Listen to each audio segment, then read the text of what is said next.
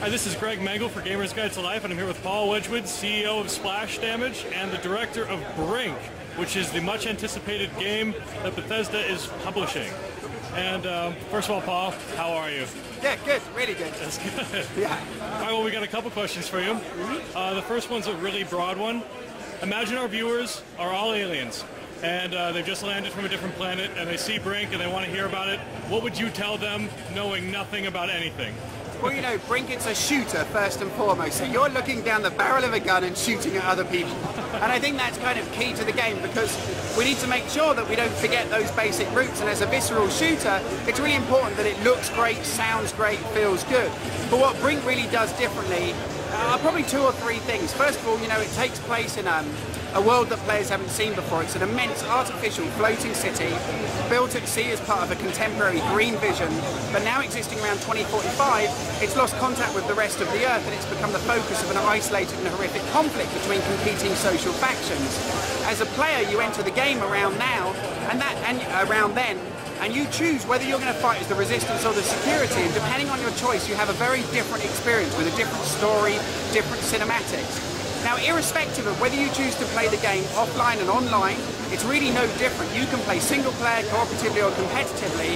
You're still going to advance your same in-game character. So all those actions that are successful that earn you experience points, that you spend on cool outfits, on cool weapons, unlocks, upgrades, tools, gadgets, items, all of that stuff sticks with you no matter how you choose to play the game. So you don't kind of get to the end of single player and then lose all of your stuff and start again online. You've been building up a character that you've invested in, and it sticks with you. That's awesome.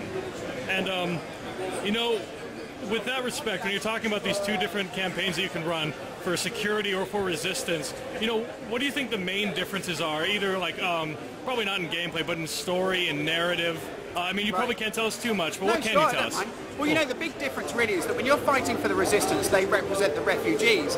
These refugees started arriving around 2020, initially from nearby atolls that had been flooded, which kind of spread the rumours that the reason that they're isolated is because of the Earth's rising oceans, but nobody knows for sure. All they know is that there's no ships going past, there's no planes overhead, and there's complete radio silence.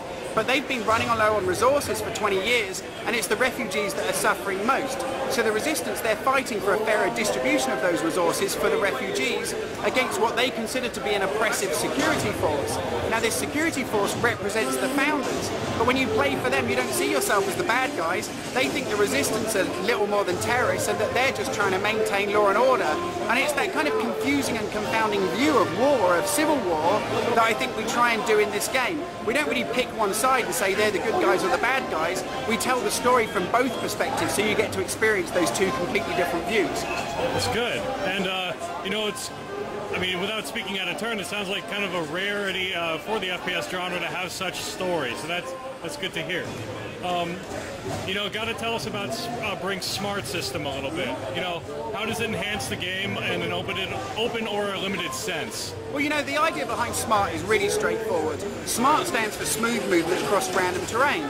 Anybody that's ever played a shooter knows how frustrating it can be, you know, when you walk up to a table and because it's 2 inches too high, you can't jump on top of it.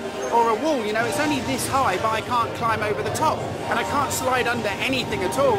And even if I do have some kind of, you know, moment where I press a button to interact with something, I go into some hideous canned cinematic that takes over control, and I'm not in control of my player anymore. But what SMART does, without being an autopilot, is give you a system that just allows you to move fluidly through the environment, but most importantly, move fluidly and shoot. It doubles up as a sprint button, our SMART button, and when you're running along, you can use it to just vault straight over something and slide. Or if I run towards something that's like a bit taller than me, I can look up and jump up and climb up and over the top of it. If I'm just running towards a railing, I can just vault across the top. I can look down, hit, crouch, slide, and then turn and start shooting at stuff as I come sliding around a corner. So it's really just a method of removing those artificial and frustrating constraints. Sounds great. You know, after having just tested it too, it seems to be working really well. Cool, thanks. Yeah, no problem. Let's see here. The next one I think I'll be... The first-person shooter genre is ridiculously saturated at the moment, with many different games and genres jostling for space and consumer attention. How have you worked to make Brink different from the hundreds of other generic FPS games currently being released? Well, you know, I think the thing is, there are a lot of shooters around, but shooters are also the biggest genre in video games, so it's no surprise that there are a lot of people doing them. It's like blockbuster action movies, you know, you get a bunch of those every year as well.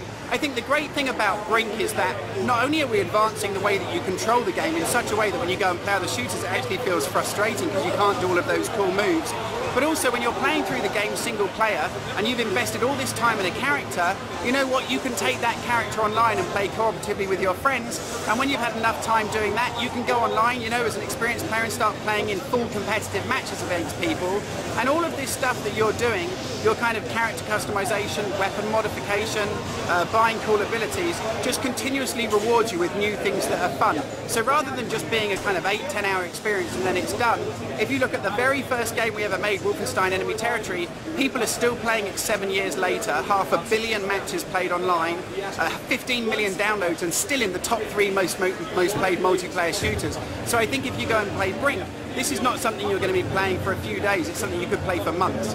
That's great.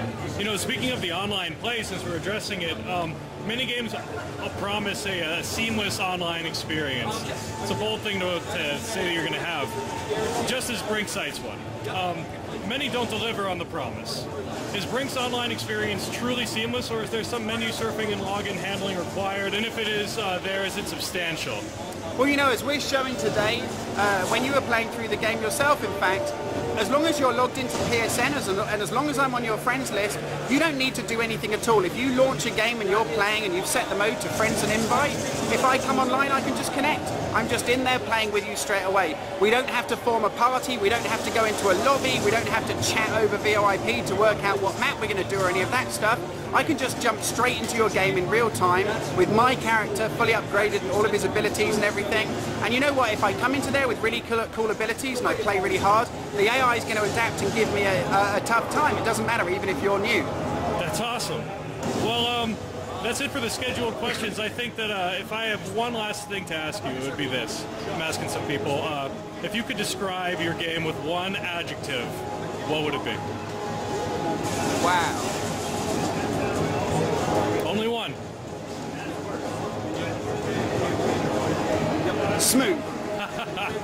Beautiful. Thanks so much for the interview. Everyone play Brink and continue going to Gamer's Guide to Life. This is Greg signing out. Thank you. Bye.